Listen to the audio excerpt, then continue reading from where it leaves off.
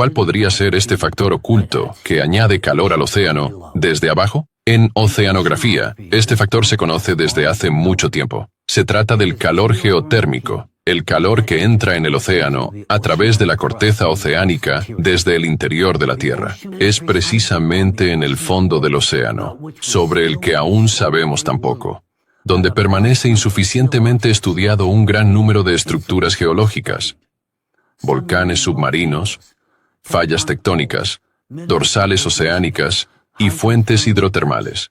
Esto representa una enorme parte de nuestro propio planeta, oculta bajo el agua.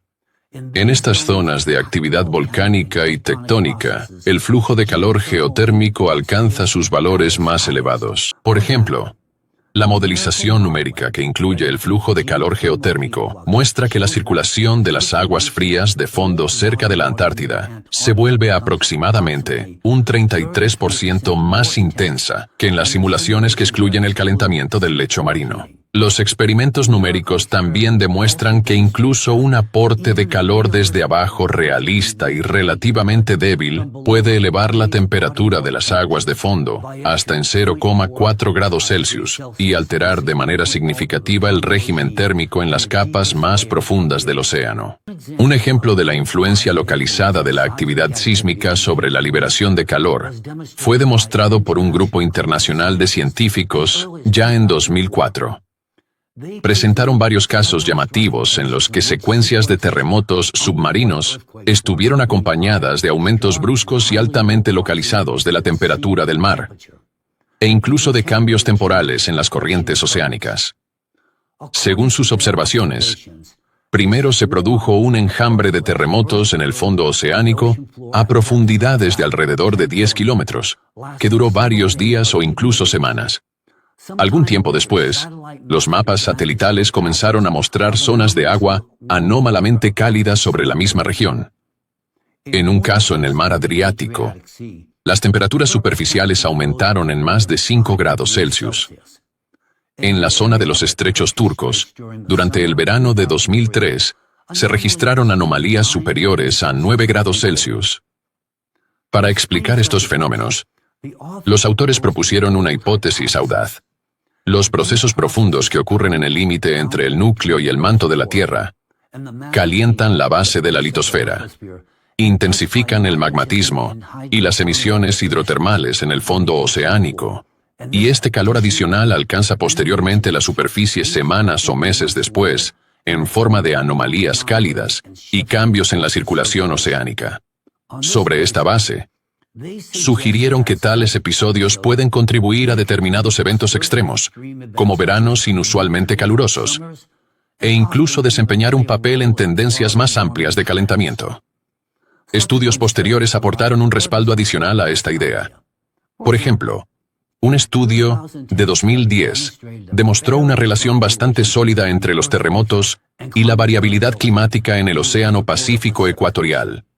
Los investigadores analizaron más de 30 años de observaciones, desde 1973 hasta 2008, comparando dos series temporales, la actividad sísmica en el Océano Pacífico y las fluctuaciones del clima tropical, incluidos los episodios de El Niño. Su análisis mostró que los episodios de aumento de la actividad sísmica y los incrementos en la energía sísmica total liberada generalmente precedían a los picos del Niño en aproximadamente 1,5 años. En otras palabras, los picos característicos de la actividad sísmica y los picos de la fase cálida en el Océano Pacífico no solo se correspondían entre sí, sino que además estaban sistemáticamente desplazados por un intervalo temporal bastante estable. A lo largo del periodo de observación de 30 años, los autores también constataron que la energía sísmica liberada en el Océano Pacífico se había, en promedio, aproximadamente duplicado.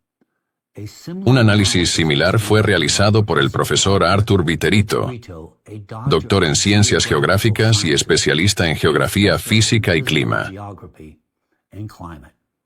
Comparó dos indicadores: el número de terremotos con magnitudes superiores a 4.5 que se producen en el fondo oceánico y los cambios en la temperatura atmosférica global. Según sus conclusiones, a partir de 1995, el número de estos terremotos a lo largo de las dorsales oceánicas comenzó a aumentar. Estas dorsales forman un sistema montañoso submarino global que se extiende aproximadamente a lo largo de 60.000 kilómetros, donde se crea activamente nueva corteza oceánica.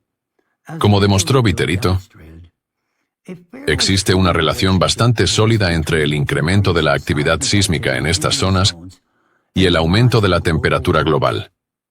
El coeficiente de correlación es superior a 0,78. Para datos climáticos de esta escala, este valor se considera muy elevado, lo que indica una correlación estadísticamente significativa y digna de atención. Al mismo tiempo, el aumento de la temperatura atmosférica no se produce de forma simultánea. En cambio, sigue al incremento de la actividad sísmica con un retraso aproximado de 2 años. Según la hipótesis del profesor, esta relación puede explicarse por el hecho de que la intensificación de la actividad sísmica y volcánica a lo largo de las dorsales oceánicas incrementa las emisiones hidrotermales y aporta un calentamiento adicional al agua del océano. Este calor extra se transfiere posteriormente a la atmósfera con un retraso de alrededor de 2 años. La tercera vía a través de la cual el calor se transfiere desde el interior de la Tierra es la intensificación de la actividad volcánica, incluido el vulcanismo submarino. Cuando el magma asciende y se aproxima a la superficie de la corteza oceánica, no solo calienta las rocas circundantes, sino que en algunos lugares también irrumpe hacia niveles superiores, formando fuentes de calor localizadas pero extremadamente intensivas en energía. Esto ya no es un efecto de fondo uniforme y débil, sino potentes pulsos de energía térmica liberados en el océano.